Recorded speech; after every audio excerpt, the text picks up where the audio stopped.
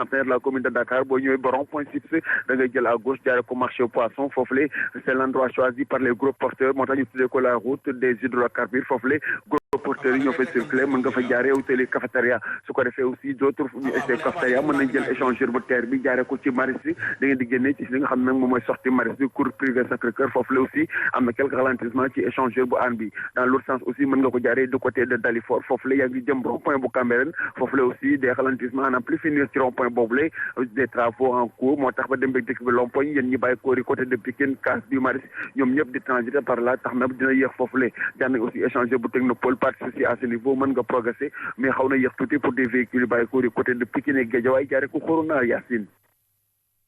C'était Trafic News. Aba def nga tuuti effort boo duggaatee nga gën ko baaral du dëgg. Merci beaucoup, très cher. Alors, bonjour Fabrice. Bonjour Yacine, bonjour à toutes et à tous. Ça va? Merci, mais ça peut aller. Hein. Même si ça ne va pas, nous sommes tenus d'être en forme. Vous savez, c'est la particularité. On est tenus. Parce qu'en fait, on a des métiers qu'on appelle des métiers à sacerdoce. Ah oui. Le journalisme, être avocat, le barreau, les enseignants. En fait, c'est des métiers à sacerdoce. C'est des métiers en fait qu'on pratique pour ne pas se faire de l'argent. C'est pour servir et non se servir. C'est d'où la particularité de ces métiers. Quand l'enseignant était absent, très jeune, c'était vraiment la fête au village, hein, en classe, alors que c'était des pertes. Donc, il faut quand même considérer que nous sommes tenus de nous faire harakiri en termes de santé et autres. Mais c'est vrai que parfois aussi, l'organisme, c'est pas une machine. Hein. Donc, nous allons quand même faire le nécessaire, l'effort nécessaire pour servir à nos téléspectateurs. En fait, c'est leur dû. Donc, nous sommes tenus de le leur donner.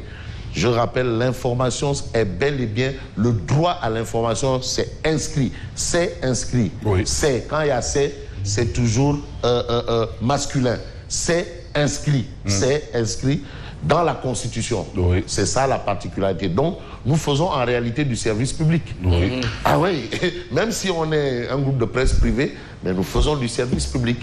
Alors, merci Yacine de toujours rendre heureux les téléspectateurs et auditeurs qui nous suivent chaque matin. C'est valable pour Mamba et c'est valable pour Fof. Oui. Mon ami, mon frère, l'homme de Guédiawaye. Allez prier comme vous le dites. Guédiawaye. On va installer son maire aujourd'hui. Ah donc il y a eu alternance à la mairie de Guédiawaye. Oui, alternance. C'est ce matin. Le matin. Pourvu que l'alternance ne se transforme pas en alternos. À qui à l'âge Ahmed Aidara, oui, il sera installé aujourd'hui. Absolument. Oui, ce matin, je pense à partir de 10h. Donc aujourd'hui, quand même, on va assister à beaucoup d'installations. Oui, oui. Et ce sont des pitbulls qui seront installés, des jeunes loups politiques. Parce qu'en politique, bon, Barth, c'est vrai qu'il commence à faire un peu de chemin. Barthélémy Diaz, fils de tonton Jean-Paul Diaz, qui sera installé à la mairie de Dakar. Et là, ce sera une passation entre khalifistes. Une passation entre khalifistes. C'est assez beau. C'est pour comprendre que la politique aussi a ses lueurs. Et à Guédiawaye, ce sera entre le président décentralisé, deux journalistes en plus. En même temps. Attention, vous savez, les faits et les signes ont leur sens. En entendant peut-être les journaux, les faits et les signes ont leur sens. Lisez les mémoires de Abdou Diouf. Ah, d'accord. Ah, voilà l'autre journaliste là. Lisez les mémoires de Abdou Diouf. Oui.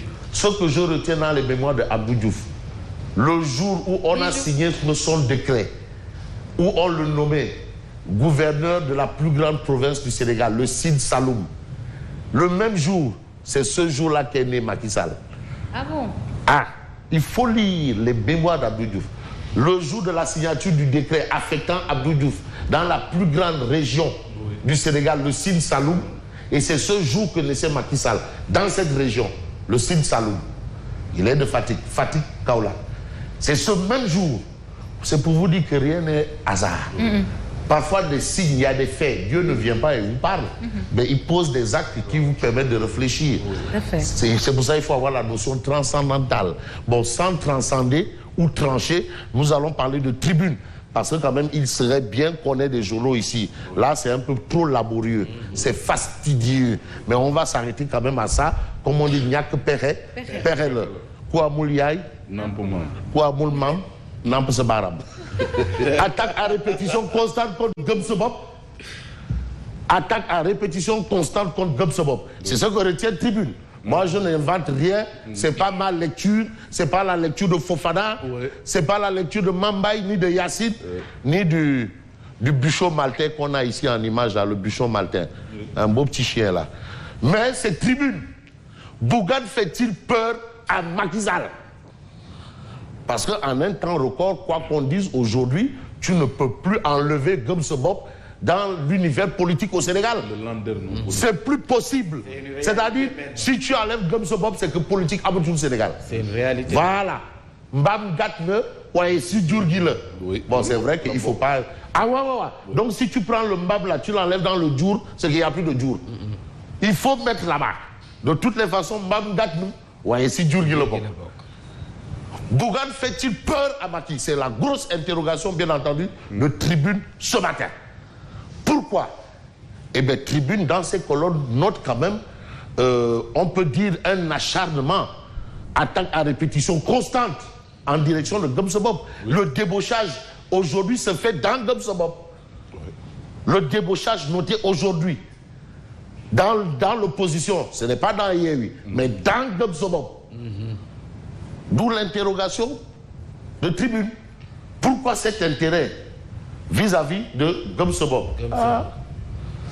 En tout cas, on aurait aimé avoir Libération, qui est un peu la suite logique de l'évidence. Et là, je vais prendre du côté de l'autre côté. Du côté de l'autre côté.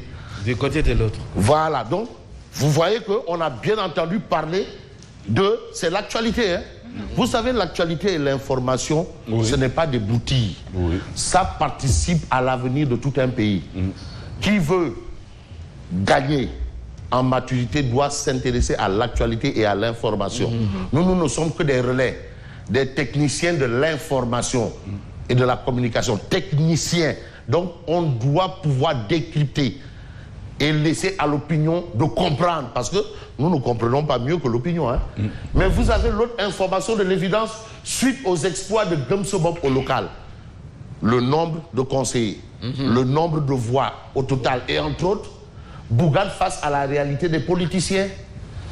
C'est vrai que ça fait pas longtemps quand même qu'il est dans le circuit. C'est juste avant la présidentielle de 2019 qu'il a clairement manifesté son envie de changer ou de vouloir faire changer les choses. Non, c'est que la langue française, on est quand même au pays de Senghor, hein? Je crois. Ici, c'est le pays de Senghor, de David Diop, d'Irabo Diop, de Ousmane Sosé. David Mendez. C'est ici, hein? Le pays de l'autre là. Un bout de bois de Dieu, des bouts de bois de Dieu. C'est même Ousmane. C'est ici. Donc, il faut savoir. De Mariama Ba. Mariama Ba.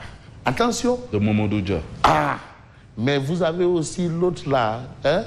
L'aventure ambiguë. Oui. C'est pas Amadou Amadou. Cher Ahmadou Kane. C'est bien ça. Cher Ahmadou Kane. Ouais, il faut bien prononcer. Attention. Donc, il faut faire très attention. Le monde regarde. Alors, Bougane face à la réalité des politiciens. Réalité politicien. Parce que les politiciens ont leur réalité. Le landerneau politique a sa réalité que parfois la réalité ignore ou la raison ignore.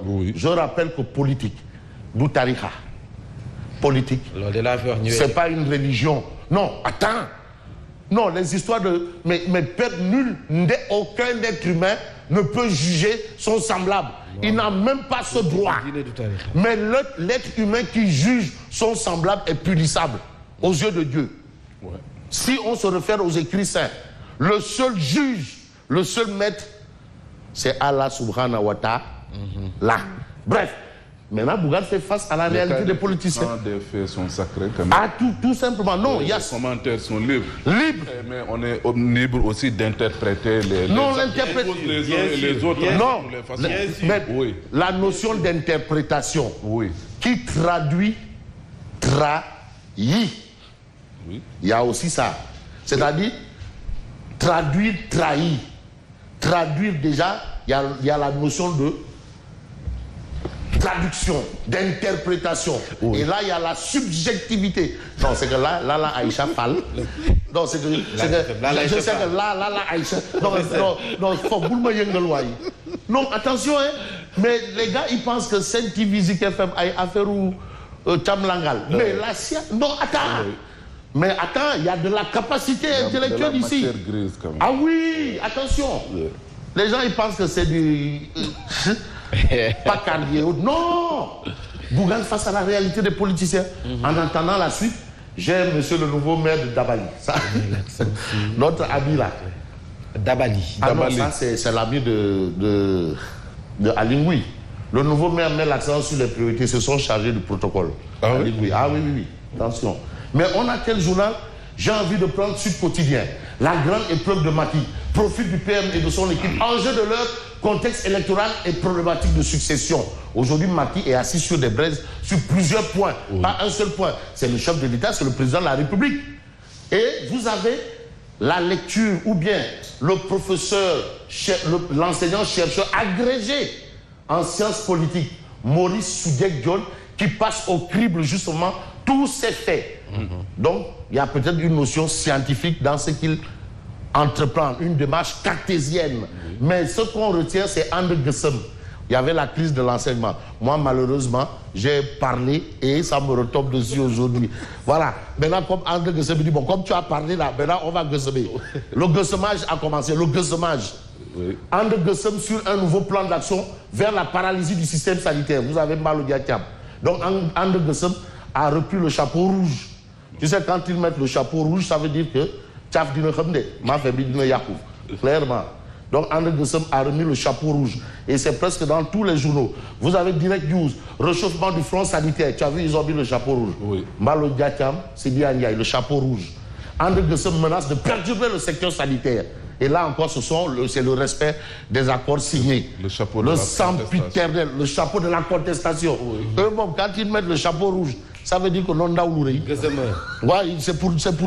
Si Guessem ne passe pas, ce sera Andogor. Si Gor ne passe pas, Andoboudi. Bon. Abdoul Ahadka, réinstallé à la mairie de Touba. Et ça intéresse Direct News. Mais seule la voix du Khalif fait autorité à Touba. Contre Vanzema. Non, vous ne pouvez rien. Oui. Ndigel, point barre. Voilà pourquoi Direct News s'arrête sur quand même un fait. Oui. Mais pourquoi continuer à organiser des élections sans enjeu ni challenge à Touba? Mais mieux vaut valider la liste du Khalif sans élection. Et puis on avance. Parce que là-bas, là, c'est Nigel. Même si on essaie de changer. Non, parité là, ça ne rentre pas là-bas. Oui. Tout le reste, ça ne rentre pas. C'est le Nigel. C'est un statut particulier. C'est Nigel Mourib. Oui. Mais c'est le titre foncier. Abatli, Ibrahim. Ah ouais, il doit dire, ben, attention là, vous parlez de quoi là? Ça me permet de faire un clin d'œil à Abdourahmane Baté, gagne les Fatma. Et vous avez le journal critique. Soham Vandeli Bakérébi Diaz, un relais amer entre khalifistes. Ouais. C'est une khalifiste qui s'en va et un khalifiste qui vient. Et c'est ce qu'on a, c'est l'image qu'on a au niveau de la mairie de Dakar Ndiaye. Et puis, André Guessem sur le pied de guerre. Vous voyez, ils ont mis les chapeaux rouges. Mais quand tu vois même leur visage là, tu sens que regarde le visage. Mais vous avez l'info quotidien, Macky Sall, la transhumance au cœur. Ndeyssan. C'est pour cela que je retiens cette célèbre phrase d'un grand homme politique français. Tu sais, nous sommes les témoins, nous sommes les historiens des temps contemporains.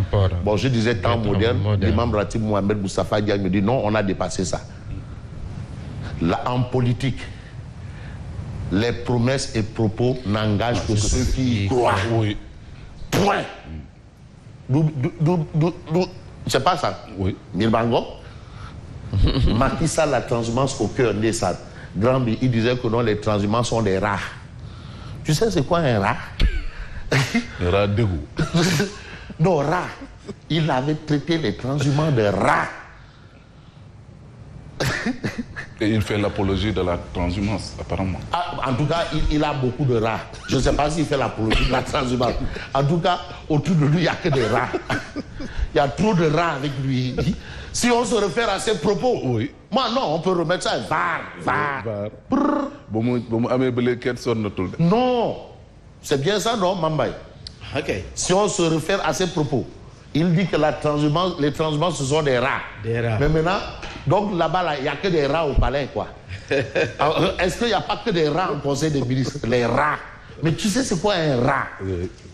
Bon, en tout cas, les travailleurs de la santé refusent d'être les parents pauvres de la fonction publique. Oui. Voilà. Négociation sélective entre l'État et les syndicats. Il parle de négociation sélective. Pourquoi se battent les enseignants et nous? Nos problèmes. Ah ouais. Alors, Bamba Fall dans la prairie, Macky Sall, transhumance suicidaire. Transhumance suicidaire. Donc, en fait, c'est lui qui perdra au change, Bamba Fall. Oui. C'est ce qu'indique l'info quotidien ce matin. Mais ce matin, on a l'I quotidien. L'I quotidien, ouverture du sommet UA aujourd'hui, les attentes de Macky Sall, président en exercice de l'UA, l'Union africaine. Oui. Voilà, ça aussi c'est de l'actualité. L'autre actualité, c'est un peu ce que nous livre l'Observateur L'Obs à propos des débauchages. Oui. Bon, certains disent transhumance, mais l'Observateur L'Obs préfère parler de débauchage. De ralliement. Voilà, de ralliement et entre autres. Voilà. Alors, Macky, pêcheur ou pêcheur politique? Pêcheur. Oui. Parce qu'il avait dit qu'au passé, il avait pris un gros poisson déquêté. C'était du yaboui pourri. Voilà. Ou pêcheur. Oui. Pêcheur ou pêcheur. Où il pêche. Il fait des erreurs. Les mauvaises expériences avec Ndabal Kadior. Oui. Là-bas, il a dit Bourokso. Oui. C'était du Kossam frélaté. C'était du frélaté. Le sol a été frélaté. Bon, tout le monde a eu la diarrhée là-bas. Voilà. Bande Diop. Voilà. Moussassi. Bref. Coup et contre-coup du cas Bamba Fall, c'est expliqué aujourd'hui dans l'Observateur L'Obs. Cure de jouvence locale, émergence d'un nouveau personnel politique. Il y a eu une cure de jouvence. Oui. C'est-à-dire au-delà des faits, des Yewi, Yewu, Yete, Yarou, tout ça, Gumse Bob, Gumse, Gay, bref. En tout cas, il y a eu une cure de jouvence. Et dans cette cure de jouvence, vous avez cette champ-là, oui. Ouais, et vous avez ce Touyenan Tebi, oui. Qui fait partie de ceux qui ont amené de la cure de jouvence. Donc il y a une certaine jeunesse aujourd'hui qui est entrée en politique. Et vous avez ébullition du Front social, le secteur de la santé entre dans la danse. C'est pour ne pas danser avec les loups, mais j'espère qu'on aura Odia. Les agents de la santé en ordre de bataille en train de se faire monter la température sociale avec le dépôt d'un préavis de grève. Le DG de l'ASP menace les fauteurs de troubles. Voilà encore un autre problème. Oui. Les policiers de Macky. Oui, les ASP. Mais tous les policiers de Macky. C'est vraiment... Le dossier est devenu une patate chaude finalement. Voilà la situation. Il y a également l'exclusive avec la sortie d'Alioune Mar. Voilà, l'exclusive. Mais exclusive, Anna Moussa. Si. Non, parce que aussi Alioune Mar, on l'a traité de tous les péchés d'Israël. Hein? Ah oui, parce que Grand B, voilà. Mais Grand B, non, c'est que... Il y a eu des précisions quand même. Non, il faut préciser. Alioune Fall Mar, oui. Maire de la commune de Rufisque-Ouest, élu pour un 4e mandat consécutif. À l'Ouest. Ah oui, car... 4e mandat. Car... Ce qui me lie à Bougane, Benno et Yéwi. Nous incarnons un mouvement autonome et indépendant vis-à-vis de toute entité politique. Il est sorti des flancs de Ablaïwat quand même. Ouais. Nous avons discuté, Benno et Yéwi, essentiellement sur la formation du bureau municipal de la ville de Rufisque. Donc jusque-là, il n'est pas question de ce que certains ont supposé. Lolo Amoul. Jamais nous n'avons échangé ou négocié de façon sincère et claire avec une structure pour l'entrisme ou un rapprochement quelconque. Parfois aussi, nous aussi des sauces. Abo sauce baroul. T'es tonne du galage. Voilà. Le président de Benno ne nous a pas appelés pour quoi que ce soit, de même que les responsables de Yewi Askadwi. On a été avec Bougane par respect à sa démarche. Nous nous sommes rencontrés 3 fois ici à Rufisque et lors de la campagne, il n'a jamais été question d'argent ou de matériel dans nos relations. Nous restons ouverts à toute structure politique pour des discussions politiques.